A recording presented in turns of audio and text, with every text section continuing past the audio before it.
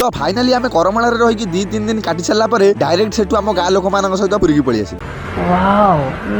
जय जगन्नाथ सांग मैंने तो आपण मैंने मोर किसी पूर्व ब्लॉग रे देखी आम आम गाँव मिनिमम 200 कि 300 लोक करमाल को बुलाया पलि आसलु आज हूँ आम करमाल रही लास्ट दिन कारण करमाल तो आहरी 2-3 दिन धरी प्रोग्राम चलो हेले आमे मैंने आज एठू विदाय नहीं से आम सब पूरा सकाल सकाल उठिकी जेझा जेझा बेडिंग बस्तान धरिकी बाहरी पड़िलु पुरी जावाई कारण करमाल पुरी मात्र 30-40 किलोमीटर डिस्टेंस रोचे आटा केवल आज नुहे आम जेते थर भी करमाल को आसीजु करमाल ठाकुर नगर दिन आम पुरी की बुलाया पलि आसु तो से आम सब सकाल सकाल फटाफटी ऑटो बसिकी पुरी जिलार मनी व्यू को एंजॉय करी आम आसिक पहुंच जाइलु पुरी बड़दाण्ड देन सेठू जने भाई सहित आसिकी आम रही गोटे रूम बुक कर सारा हल्का टिके पेट पूजा कर सारिकी डायरेक्ट समुद्र कूल पलि आसलु आम सब गाधेया हेले आम समुद्र कूल पहुंचला आम गाँव किसी बड़ बड़ शिल्प कारीगरी माने समुद्र कूल गोटे बड़ देउल बनइबारे लगी देन आम समुद्र में लगातार 2-3 घंटा पूरा मन शांति होगा गाधे सारा पुणी थे आम रूम को रिटर्न पलि आसिलु आ रूम रे गाधे पाधे रेडी हो गलु जगा दर्शन करने आम जो रूम नहीं से मात्र 100 मीटर पर श्रीमंदिर पड़ो से आम टे फास्ट छात उपरକୁ पलि आसिकी बड़ देउलर किसी सुंदर सुंदर शॉट नहीं सारा